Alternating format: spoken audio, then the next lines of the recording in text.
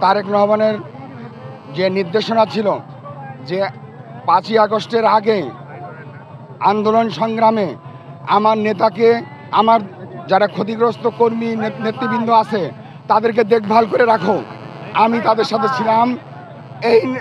এনারা বলতে পারবে।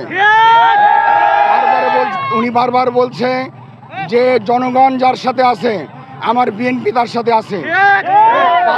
5ই আগস্টের পরে আমার বিএনপিকে যা কারা কলুষতি করেনি, আমি জোর গলায় বলতে পারি আমার একটি নেতৃবৃন্দ কোনো জায়গায় কোনো ব্যক্তির কাছে কোনো চাঁদাবাজি, কাউকে হয়রানিমূলক মামলা, কাকে হয়রানি করে। কারণ আপনারা জানেন গোদাগাড়ি তানোরে বাংলাদেশের ভিতরে সবচেয়ে বেশি শিক্ষা প্রতিষ্ঠান। আপনারা খবর নিয়ে দেখেন যে 1 থেকে 3 মাস পর্যন্ত যারা এই 17 বছর যারা চাকরি বাকরি নিয়েছিল, স্কুল কলেজ চেয়ারম্যান মেম্বার, তারা কেউ এই এক্সট্রিম মশার কয়েল প্ল্যান্ট ফাইবার দিয়ে তৈরি, তাই সহজে ভাঙে না, সুগন্ধিযুক্ত ও নিরবিচ্ছিন্নভাবে জ্বলে। ডেঙ্গু, চিকুনগুনিয়া বাহি সহ যে কোনো মশার বিরুদ্ধে দেয় এক্সট্রিম সুরক্ষা। সময় তারা নিজের কার্যালয়ে আসতে পারেনি, বিভিন্নভাবে চাঁদাবাজির মাধ্যমে তাদেরকে আবার পুনঃনিয়োগ দেওয়া হয়েছে এবং তারা কখনোই চায় না যে আবার একটা বিতর্কিত ব্যক্তি এমপি হয়ে আবার তারা তাদের চাকরিকে, তাদের ব্যবসাকে আবার পুনর্বহাল করবে। এই জন্য মুখে এখন কোনো কথা না বললেও ব্যালটে যেয়ে তাদের কথা ইনশাল্লাহ প্রমাণ করে দিবে। ওই জন্যই আমরা যারা মনোনয়ন প্রত্যাশী আছি, আমার কথা হবে কেন্দ্র এবং হাইকমান্ড তাদেরকে সবাইকে নিয়ে এক সরজমিনে তদন্ত করে, আমি অবশ্যই শহীদ প্রেসিডেন্ট জিয়াউর রহমানের আদর্শে আমরা বিশ্বাসী। আমরা তার জন্য বহু কষ্ট সহ্য করেছি।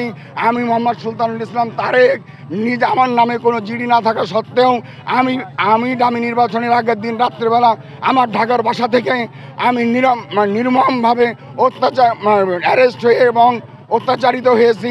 আমার নেতাকর্মীরা বিভিন্নভাবে তারা অ্যারেস্ট হয়েছে, তাদেরকে আমরা এই হামলা থেকে মুক্ত করেছি। তাদের বাড়িঘর ধরে আমরা সবসময় আমাদের নেতাকর্মীরা তাদেরকে দেখভাল করেছি। অতএব এই গোদাগাড়ি তানোর সুষ্ঠু এবং বিএনপির একটা ঘাঁটি। আমরা চাই এই ঘাঁটিটাকে যেন হাতছাড়া না হয়।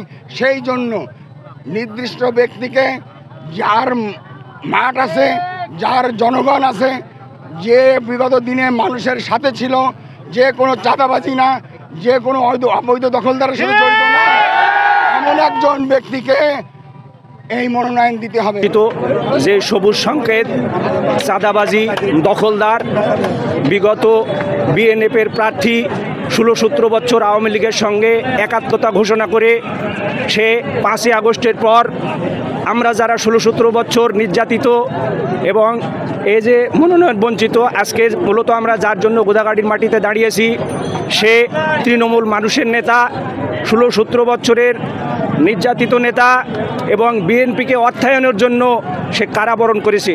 সেই সুলতানুল ইসলাম তারেক ভাইকে সবুজ সংকেত না দিয়ে চাঁদাবাজ, দখলদার, বিএনএমের প্রার্থী, এমনকি আওয়ামী লীগেরও প্রার্থী বলা যায়। ডিপ বাণিজ্য করেছে, তৃণমূল মানুষের সঙ্গে খারাপ ব্যবহার করেছে, মানুষকে লাথি, চড়, ঘুষি এ ধরনের আচরণ করছে, চাঁদাবাজি করেছে। তাই আমরা এই সবুজ সংকেতকে প্রত্যাখ্যান করি এবং আমরা মনে করি, তানোর গোদাগাড়ির তৃণমূল মানুষ মনে করি যে বর্তমানে যে আমরা যার জন্য এখানে দাঁড়িয়ে আছি, জনাব সুলতানুল ইসলাম তারেক ভাই, তাকে কেন্দ্র পুনরায় চূড়ান্তভাবে মনোনীত করে আমাদের তৃণমূল মানুষের আশা আকাঙ্ক্ষা পূরণ করবে। এই জন্য আমরা এখানে দাঁড়িয়েছি মূলত।